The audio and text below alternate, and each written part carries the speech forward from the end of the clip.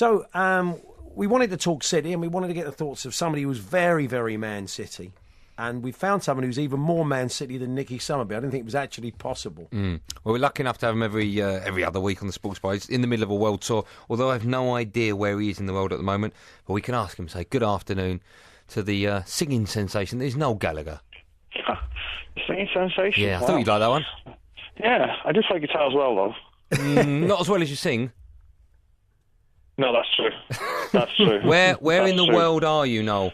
I'm in the south of France. Oh, on holiday, or is this part of the tour? No, it's part of the tour. It's part of the tour, okay. It's part of the tour. I'm in a place called Perpignan. Oh, nice. South of France. Beautiful place. Yeah, it's amazing. Amazing weather today. It is, Beautiful. It's like that most of the year, actually. My brother-in-law's got a pad down there, and it's very nice. Really? Yeah. I'll give you the keys to it next time. Yeah, it's lovely. You'll enjoy Thank you very much. I should go and leave my scent. Mark your territory. on the doorpost. Yeah. Listen, we've got you on, obviously, to talk City because I'm sure you're aware of it, even before it was announced in the press, that Mancini signed a new deal, £37 million. Yeah. I'm sure you're delighted, as most City fans are, that he's definitely staying, even though he was linked to the Russian job, as it were. I'm sure that was just a way of getting him to sign quicker. Yeah, I don't really think anybody seriously believed he was going to go and manage the Russian team. Do you know what I mean? That's just a nonsense. I guess it's probably his agent. But, yeah, I think it might be the first time in my lifetime that a manager has got a new deal at City.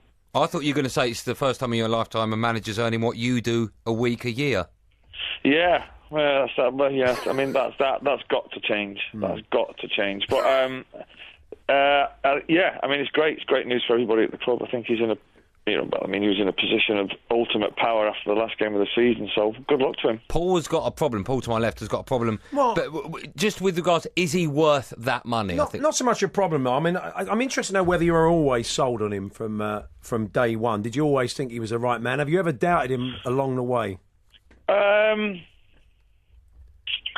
thought his tactics were, like all of us did, but with the squad that he had, midway through his reign, he was a bit negative. There was some substitutions he used to make where he'd take off attacking players and put on holding midfielders. But I've got to say, I've always believed in him. I've always backed every City manager, but is he worth that money? He's worth it to City. Mm. I mean, it's like, is Andy Carroll worth 35 million quid? They're worth whatever you're willing to pay for them. Do you know what I mean? And I think the Man City is worth that because he's delivered everything they've asked of him in double quick time. So I don't know. For instance, say if he was to leave, it would be and it would cost round about the same amount of money. There's only Mourinho that's above him. I would have thought at this moment.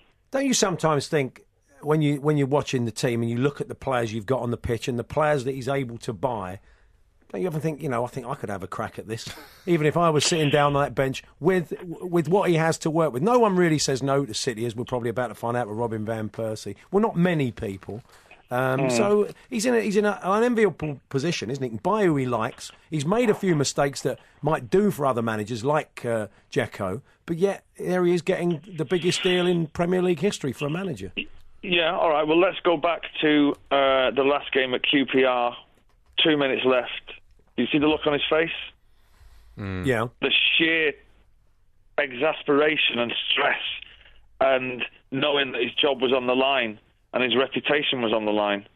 And that's what you get. You're playing, it's high-stakes poker, do you know what I mean? And these guys are at the top. And, he was brought in to do a job at City, and in his first season was to get into the Champions League. He's done everything they've asked of him, under extreme pressure, in the spotlight of the media, with most of, pundits kind of willing City to fail in a way. And I think he's done an incredible job, to be honest. Plus all the egos that are in that dressing room. If you were to believe half the stories that were written, about training ground bust-ups and that, and how he's managed the dressing room to galvanise that team going in, with 8 points adrift with 6 games left. I mean, it takes some doing. I don't know whether, you could say, well, I could manage that team. I don't know whether you could. Not you personally. I don't know whether one could. Well, no, I definitely couldn't. No, let me ask you. Paul just mentioned RVP that it looks like he's going to go. Tevez is back at training. Obviously, you've got Balotelli. Aguero's going to stay. Dzeko is the only player I can see leaving. He's 29. He had a great season last year, but obviously prone to a bit of injury. Do you think that's the type of player that City need, or they're buying him because he had such a prolific year last year? Well, I've got to say, if it was me, I wouldn't go for him, to be honest, because I just don't think... At his age, he doesn't really fit the bill for City. Also, his players are now 24, 25, 26. I don't really think... He had a freak season. What's he played 120 games in 7 years or something? Yeah. I don't really think we need him. And I think if we get rid of Dzeko to buy him, it takes away an option that City have had. If we didn't, when that corner was swung in against QPR with 2 minutes to go, if we didn't have a 6'1" centre forward in the box, we don't get that goal and we don't win the league. Do you know what I mean? So I wouldn't tinker with it too much. I'd prefer to get a decent left back, to be honest, and cover for Lescott or company, because I don't think Savic is really ready yet. I don't really think we need much across the halfway line, to be honest. If you get Tevez back fit and ready, it's the first time he's done pre-season since he's been at City. If you get him back and raring to go, and we get a good start, no one's going to be able to touch us anyway. I suppose, there's been some talk about Manchester United and Van Persie, and if you take him, Chelsea did a lot of this when they first got the money. You take players out of the market, it means, that's a player they can't have. Well, there is that, I suppose, but I don't think United will buy him because they haven't got the money for the wages. I don't think Chelsea will buy him because I don't think he'll go to another club in London. I can see him going abroad, to be honest. To Juve? Well, I was in Milan at the weekend, and some of my friends are Juventus fans, and they seem to think that it's almost a done deal out there. But I don't know. Are you worried about other teams next season or this season in the Premier League when you see who's buying what and who's not buying what? No, not really. We're the champions. I just talking to you for the first time, it makes me realise how far the club have come. I saw you at Main Road in 1996, and you went on stage. First thing you said was, "Ain't never going down. We're never going down." I think you'd had a good day. Down. Following weekend, you went down. We went down. Yeah. Oh yeah. I've been, for that. I was around when we got relegated in the first instance against Luton Town home. I was at that match, and we never really recovered from that. And we were in the second division when the Premier League was formed, so we missed out on like a decade of money, and we were always playing catch up. And that title was for all the fans who were in their mid-40s who were at York away on a Friday night to see us draw 1-1 and go 11th in the third division. And it's a staggering journey that we've had. Is there a different feeling amongst fans now? Because whenever you and I have spoken before, obviously City won the Premier League, whenever we've spoken on the show, you've always said, even after like the FA Cup semi-final, we were having a chat. And you said, yeah, but we've still got to get there. We probably won't win the final. And when we were talking about but City usually, we get there and then we muck it up. But now you haven't done that. You won the FA Cup that year. You've now won the Premier League. Has the mood and the feeling changed amongst City fans? I think so. I think now the curse has been lifted. I think everybody is the pressure's off. You know what I mean?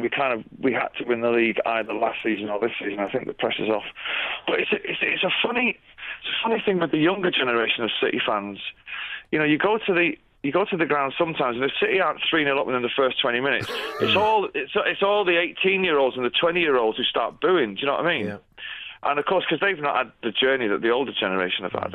So the expectations from the new generation of City fans now are going to be insane. But I still think there's a sense of realism within the majority of City fans that, it's going to be tough. We're not, the league is not nailed on. But you look at the squad and Company, Lescott, Joe Hart, Yaya, David Silva, Tevez, Aguero, just to name those six. Nobody can live with that, really. Yeah. If we play to our potential, it's over. Finally, I do think the older generation, like you, of City fan, still expect to wake up. We've said it before. Still expect to wake up one morning, turn on Sky News, and it will say, "Middle Eastern oil wells dry up," because that is the attitude of the City fan. Is that somewhere around the corner it's going to go wrong? Yeah, but I think it was up until Aguero scored the goal, and I think now you realise that we have actually got the best players that money can buy, and we've got the best manager that money can buy. And I just don't think people. I think we'll go into this season thinking differently now. I think that although the expectations are to do well in the Champions League and to win the league again, I think there'll be a calmness among City fans to think, well, we've actually done it. We've actually done it. And I think, and more importantly, it's not really about the fans anyway. It's about the players. And I was with Vincent Kompany the other day, and I tell you, I mean, he's the captain of City, and he'll look you straight in the eye and just say, we've got the best team. That's it. And that's all that matters. 3 o'clock on a Saturday, you line up against the other team, we win. Because if our players play to the potential, we win. That's it.